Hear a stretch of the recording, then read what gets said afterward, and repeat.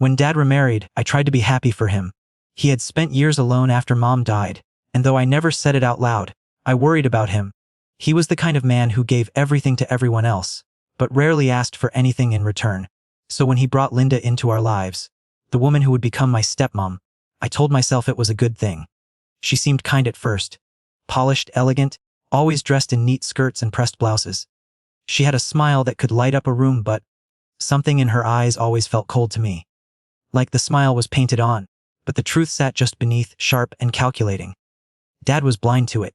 He was just happy not to eat dinner alone anymore, happy to hear laughter in the house again, happy to wake up with someone by his side. And maybe that's why I bit my tongue. If she made him happy, wasn't that what mattered? Still, I couldn't help noticing the little things. When Dad would tell stories about Mom, about how she baked biscuits on Sunday mornings or sang off key to the radio, Linda would change the subject. That's in the past, she'd say, lightly. We should focus on the future. When I'd sit at the kitchen table helping Dad with the company books, Linda would hover, sigh, and say, "You work too hard, sweetheart. Let an accountant handle it, you should relax." At first, it felt like suggestions. Later, it felt like control. Dad's business wasn't huge, but it was his pride. He'd built it brick by brick, job by job. He loved introducing me as the one who'll keep things running when I'm gone. It was more than a paycheck to him. It was a legacy. But Linda didn't see it that way. To her, the business was numbers on a page, assets to be traded, property to be cashed in. I once overheard her on the phone whispering, "If I can convince him to sell, we'll be set for life." I didn't tell Dad. Maybe I should have. But I didn't want to be the son who made him doubt the woman he loved. When Dad got sick, Linda took over the role of caretaker. At least, that's what she told everyone. She managed his appointments, handled his medication, and answered the phone when relatives called. From the outside, it looked like devotion. But behind closed doors, I saw the cracks. She'd roll her eyes when Dad coughed through the night. She'd sigh impatiently when he asked for water. She whispered sharp words when she thought no one was listening. "You're making me tired. You're dragging me down. Why can't you just get better already?" And Dad, gentle, loving Dad, would apologize. It made me sick. The day he passed, the house fell eerily silent. No coughing, no quiet shuffle of slippers down the hallway. Just silence. I sat with him until the very end, holding his hand, whispering that I loved him, that he had done enough, that it was okay to rest. He left this world peacefully, surrounded by love, or at least by mine. Linda cried at the funeral. Loud, dramatic sobs that made neighbors pat her back and whisper, "Poor widow." I stood by numb, watching her accept sympathy like an actress on stage. When the last mourner left, she wiped her tears and looked at me with cold, dry eyes. And that was when the mask slipped completely. "You get nothing," she said flatly. I blinked.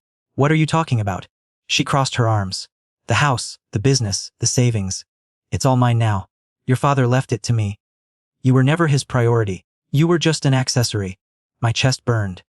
"That's not true. Dad always said." "Dad said a lot of things," she interrupted, her voice sharp, "but the papers are in order, you'll see. Don't bother showing up expecting a share. You're done here." And just like that, she turned away, as if dismissing me from my own father's life. Over the next few weeks, she made good on her threat. She sold Dad's trucks, liquidated equipment, and closed long-standing contracts. Clients called me in shock. What's happening to the company? I had no answers. Then came the final blow. One afternoon, I returned to the house to gather some of Dad's personal items. His watch, his old toolbox, his photo albums. The locks had been changed. When I knocked, Linda cracked the door just enough to smirk. "I told you. You get nothing. Not the house, not the business, not even his memories." Then she shut the door in my face. I stood there on the porch, fists clenched, heart pounding, shame burning hotter than grief. I had lost my father, and now, it seemed, I had lost everything he had worked for too. But as I turned to walk away, a neighbor approached quietly. He pressed a hand to my shoulder and whispered, "Your dad wasn't a fool. He knew what she was. Trust me, he left something behind. Wait for the will reading." And in that moment, a spark of hope flickered inside me.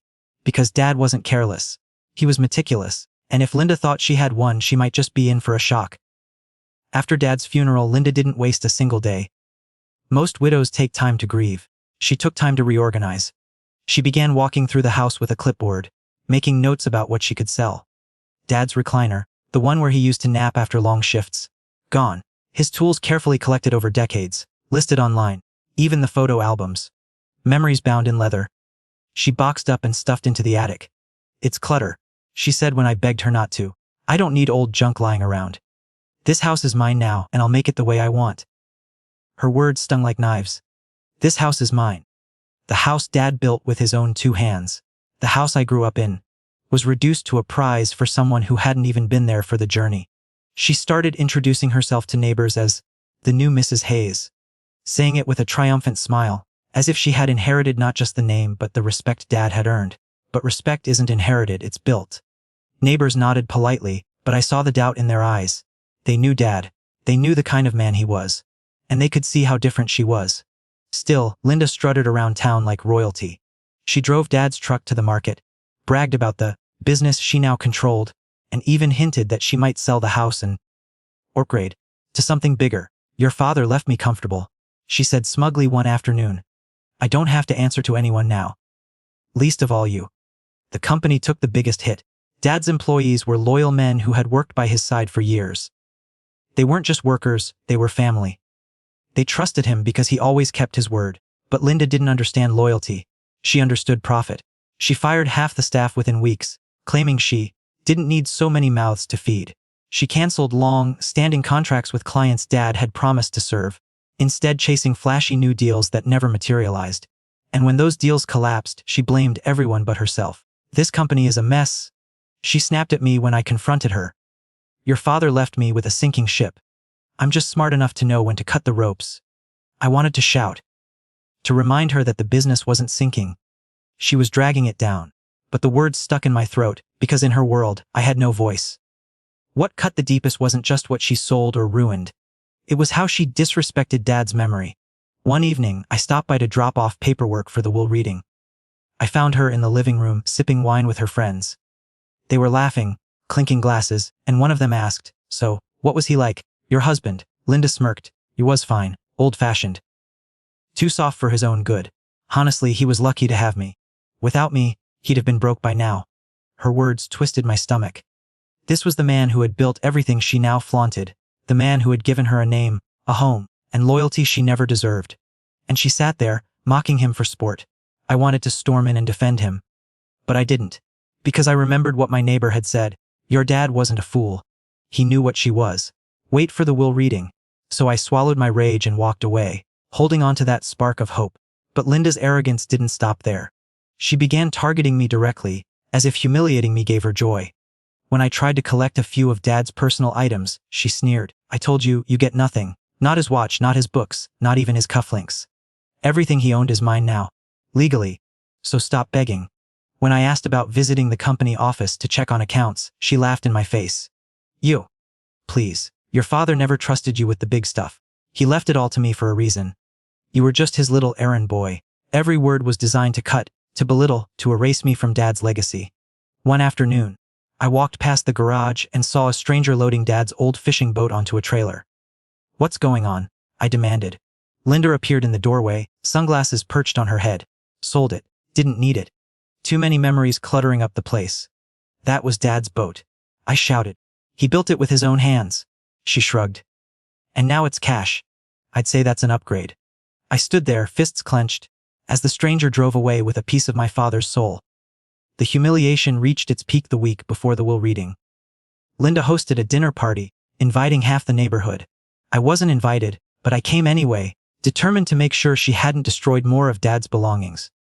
When I walked in, I saw her at the head of the table, raising a glass. "To new beginnings," she declared. "To freedom. To be the rightful heir of everything that man left behind." Her guests clapped politely, though some looked uneasy. Then she noticed me in the doorway. Her smile sharpened, and to those who thought they'd get a share, she added loudly, "Let this be a lesson: life doesn't reward weakness. It rewards smart people who know how to take control." The room went silent. All eyes turned to me. Heat burned in my chest, but I didn't give her the satisfaction of a reaction. I just turned and walked out, my heart pounding. Because deep down I knew something she didn't. Dad wasn't careless. Dad wasn't weak. Dad wasn't a fool. And when the lawyer opened that sealed envelope, all her lies, all her arrogance, all her cruelty would come crashing down. The day of the will reading felt heavier than any funeral. Maybe because funerals end with flowers and tears, but will readings end with truth. Linda arrived first, stepping out of Dad's truck like she was the queen of the county. She wore a black dress, pearls glinting at her throat, and carried herself with the smugness of someone who thought she had already won. She greeted the receptionist with a smile that didn't touch her eyes, then sat at the long oak table like it was her throne. I walked in a few minutes later, clutching the memory of Dad's last handshake, his last words. Linda didn't even look at me, not a glance. She just smirked and whispered to herself, "This is going to be fun." The lawyer, Mr. Harris, was an old friend of Dad's. They had gone fishing together, argued about baseball, and shared beers on the porch in summers past. He looked tired as he adjusted his glasses and set a thick folder on the table. "Thank you both for being here," he began. "Your father left specific instructions about how this will should be read." Linda waved a manicured hand. Yes, we all know what it says. Everything comes to me. Let's not waste time." The Mr. Harris gave her a look, calm, steady, but firm. "With respect, Mrs. Hayes, we will proceed as your late husband directed." He opened the first page and began.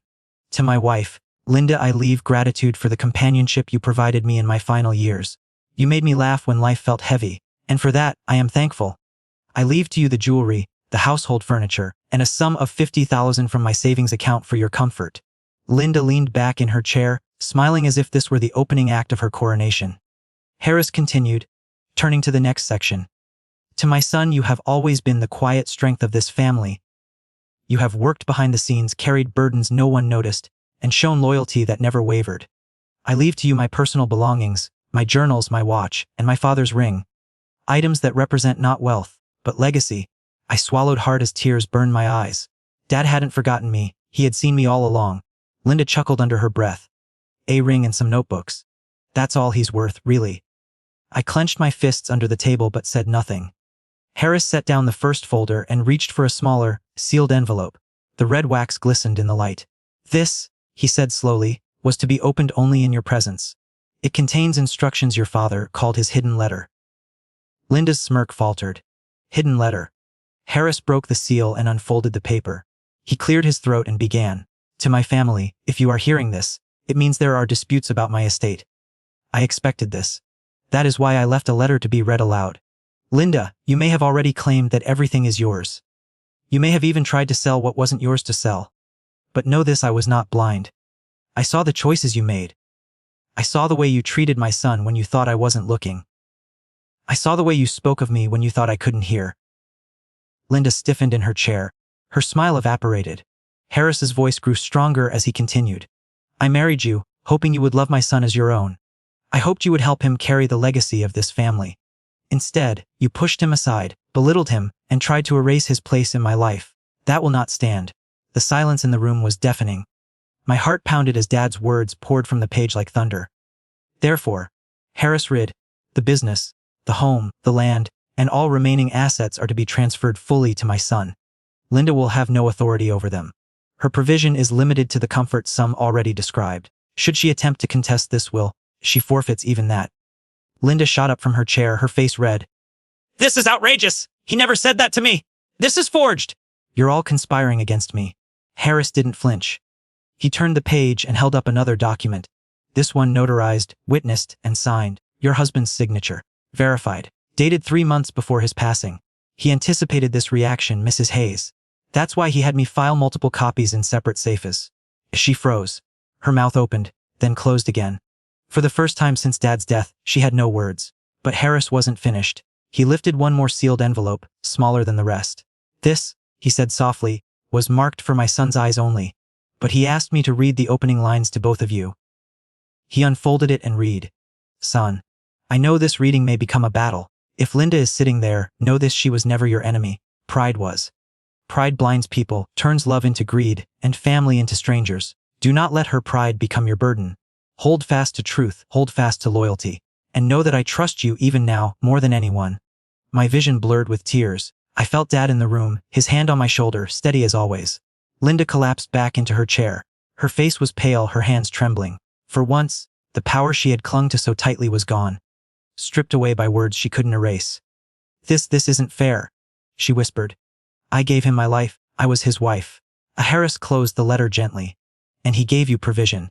But legacy goes to those who honor it. He made his choice." The silence that followed was heavy, unshakable. I could hear the ticking of the wall clock, the creak of the wooden floor, even the faint rustle of the paper in Harris's hand. Linda bowed her head, broken, her smile gone forever. And me, I sat there in stunned silence, holding back sobs, knowing my father had spoken the truth even from beyond the grave. He had seen me, he had trusted me. He had given me everything Linda had tried to take. As we left the office, Linda walked ahead of me, her steps unsteady. For once, she wasn't smug, she wasn't smiling. She wasn't gloating. She was just small. Outside, the sun broke through the clouds, casting warm light on the street. I stood there, breathing in deeply, feeling like the weight of months of humiliation had finally lifted.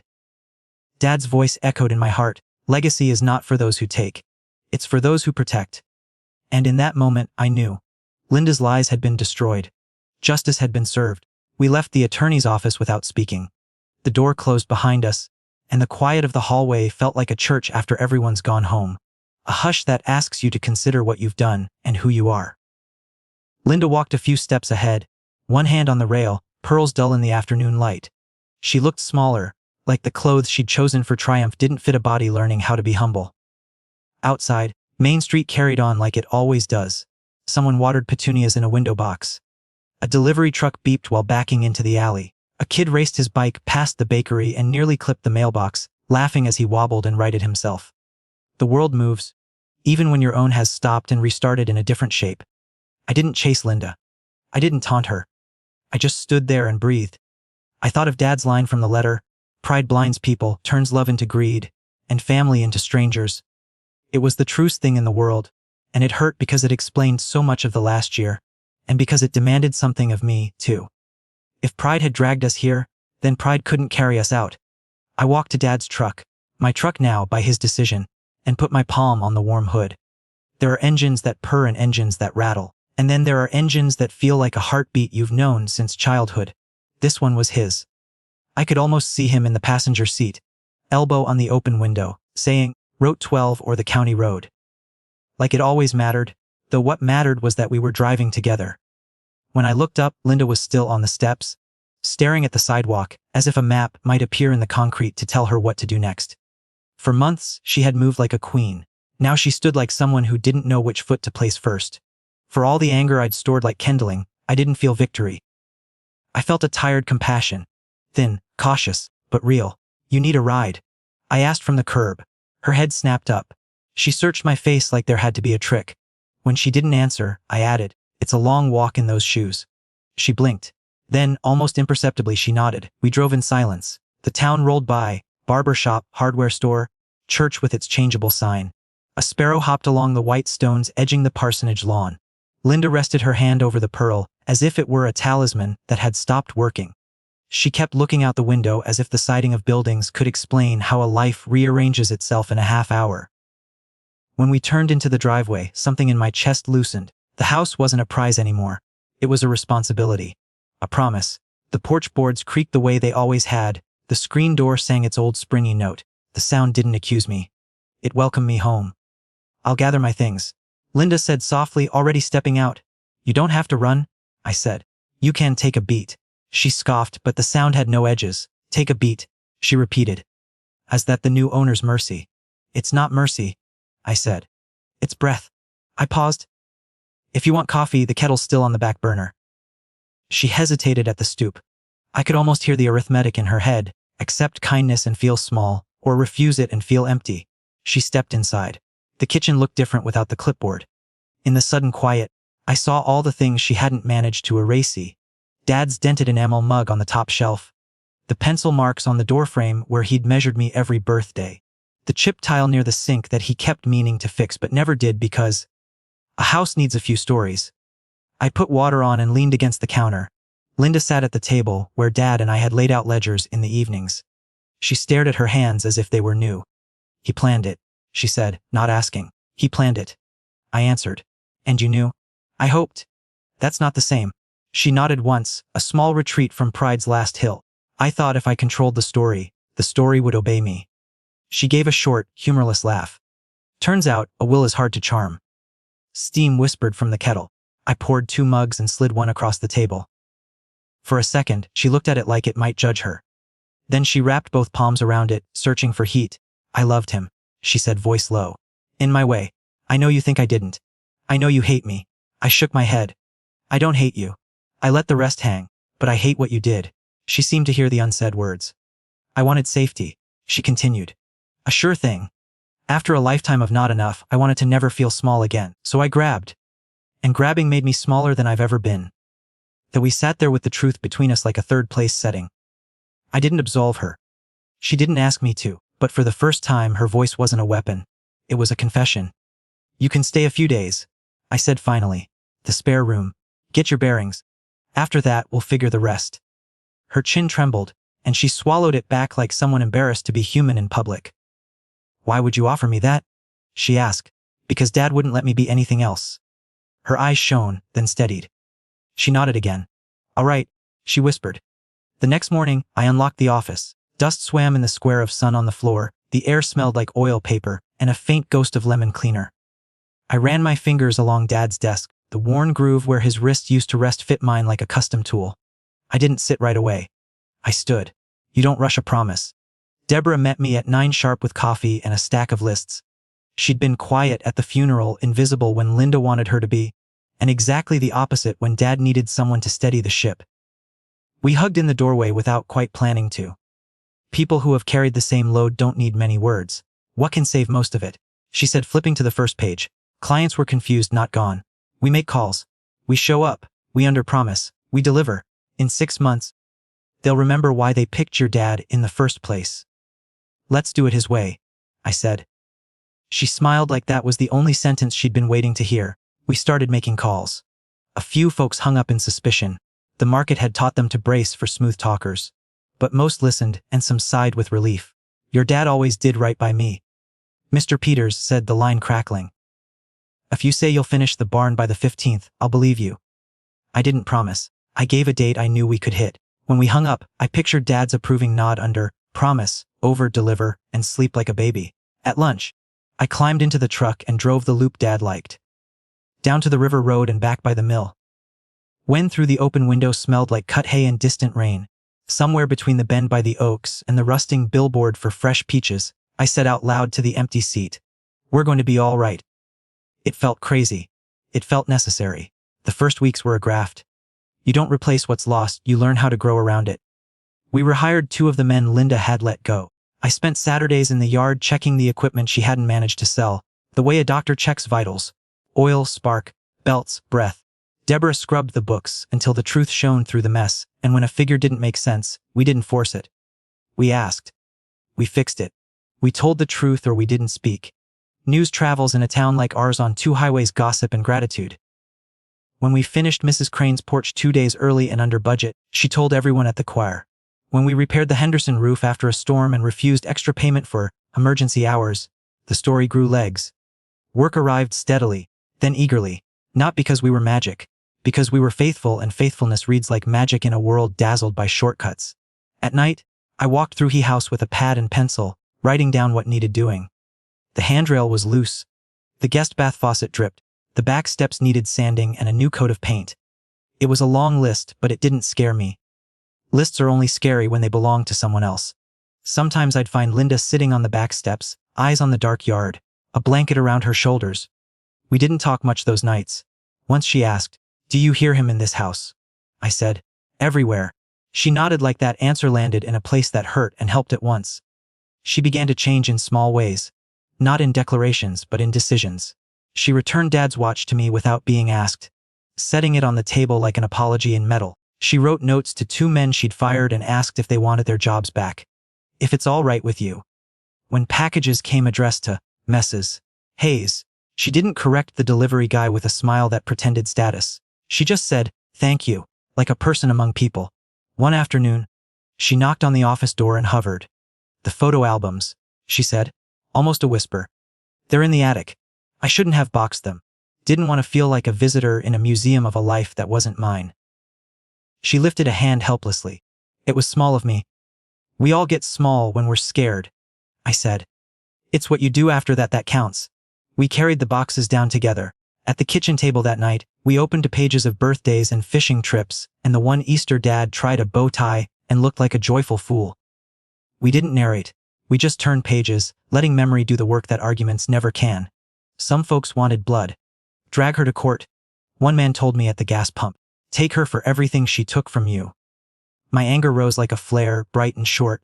But I heard Dad again, do not let her pride become your burden. This wasn't softness. It was a strength that refused to burn twice. I met with Mr. Harris and signed the papers to formalize the transfer of the company, the deed to the house, and the accounts. He slid the last document across the desk and said, your father would be pleased. Not because you got it, but because of how you're carrying it. I nodded and looked at the signature line. Writing my name felt like setting a beam. Straight, level, bearing weight. The first payday after rehiring the crew, I laid envelopes on the counter at 4 cents 55 like Dad used to do. Men came in with the same mixture of relief and humility, nodding thanks and stuffing the paper into chest pockets. Good to be back, Miguel said, tapping the brim of his cap. Good to have you. I answered, and meant it. We hung a framed copy of Dad's 3 rules in the office where everyone could see keep your word. Finish clean. Treat people better than they expect. Simple rules are not easy. That's the point. On a Sunday afternoon, I drove to the cemetery with a thermos of coffee and a folding chair. The maple leaves clicked overhead like small applause in a light breeze. I poured 2 cups out of habit, set one on the grass, and told him about our week, Mrs. Crane's porch, the Henderson roof, and the new contract with the school for the handrails. I told him about the albums and the watch and the way Linda said, thank you, without good jewelry. I told him I wasn't angry the way I used to be, just tired and grateful and ready. When I'd run out of news, I sat and listened long enough to mistake wind for an answer. The coffee cooled.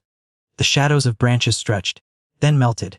Before I left, I touched his name and said, we'll keep it clean, Dad. The night I found Linda at the dining table with a pen and a blank card, she startled when I walked in. I'm writing to Mr. Harris, she said, cheeks pink. To thank him for reading everything exactly as it was. I didn't thank him the other day.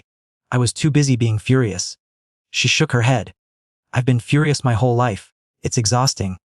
You don't have to live there, I said. I don't know how to live anywhere else. Start with small rooms, I said. Start with the truth and a sink full of dishes. She laughed at that, an honest, surprised sound I'd never heard from her. Then she stood and rolled up her sleeves, and we washed the plates side by side in comfortable silence that felt like a truce with ourselves more than with each other. Weeks later, when she packed a suitcase for a little apartment across town, she left the pearls on the dresser with a note. They were never mine. Thank you for the bed and the coffee. She didn't vanish. She came by sometimes with muffins from the bakery and asked if the back steps still needed that second coat of paint. I gave her a brush and she did it well, carefully, without fanfare. If you've listened this far, you know by now that justice doesn't always look like a gavel. Sometimes it looks like a letter opened at the right moment. Sometimes it looks like a hand not raised, a door not slammed, a job finished clean, when you'd rather be loud about how unfair it was. My father didn't gift me a windfall. He trusted me with a weight. And because he did, I learned what strength actually is. Strength isn't the speech at the head of the table. It's the check written on time. It's the return phone call. It's the way you hand a man his pay with both hands and look him in the eye. It's not the ring of keys on your belt or the deed in your file drawer. It's the name people speak when you're not in the room and the way they feel when they do. To the ones of you who've had a Linda in your life, someone who tried to write you out of your own story, hear me, you don't have to win the way they define winning. You can outlast them by honoring what's true, by tending what's yours, by refusing to be drafted into their war. Let their pride be their burden. Carry your promise instead. And to anyone tempted to be a Linda, here's what I learned watching her break and begin again. The hunger for safety can make thieves of us, if we let it. But safety bought with someone else's legacy is a house built on sand. When the reading comes, and it always comes, sand turns to mud beneath your feet. I'm closing this chapter in a quiet office with the smell of oil and lemon cleaner. The sound of an old clock Dad liked, the late sun laying a golden plank across the floor. The phone will ring tomorrow and I'll answer with my name. There's railing to measure, grout to seal, a man who wants cedar, and a woman who wants vinyl. They swore they'd never choose until they saw the price. There's dignity in all of it. Thank you for walking with me through the worst and the best of it. If this story found you in a moment when someone tried to take what you love, I hope it reminds you legacy belongs to the hands that protect it. Titles matter less than tasks. Keep your word. Finish clean. Treat people better than they expect. That's how a name survives you. That's how a letter read in a quiet room doesn't need thunder to be heard. That's how a house becomes a home again. And Dad, if you're listening, I'll keep it clean. I promise. So that's the story of how my stepmom thought she had taken it all, but in the end, the truth my father left behind shattered every one of her lies. It wasn't money that saved me. It wasn't a lawyer's sharp words or even luck. It was my father's foresight, his faith in me, and the values he lived by every day. And that's something no one could take away. If you're listening to this right now, maybe you've lived through something similar. Maybe you've seen greed tear a family apart, or pride try to erase what love had built. Maybe you know what it feels like to be told, you get nothing. But remember, this greed may roar the loudest at first, but it never wins in the long run. Truth always finds its way out. Love always leaves a trail, and legacy belongs to the ones who protect it, not the ones who steal it. So let me ask you, what would you have done if you were in my place? Would you have fought harder, forgiven faster, or walked away? I'd love to hear your thoughts down in the comments. Thank you so much for spending this time with me, for listening, and for keeping these stories alive. If this touched you, please hit that like button. Share it with a friend who needs to hear it. And don't forget to subscribe for more stories of justice, betrayal, and redemption. Because in the end, stories like this aren't just entertainment. They're reminders. They remind us that family is fragile, that choices echo, and that the truth, no matter how hidden, always rises. Thank you for watching. And until the next story, take care of yourself, and take care of those who once took care of you.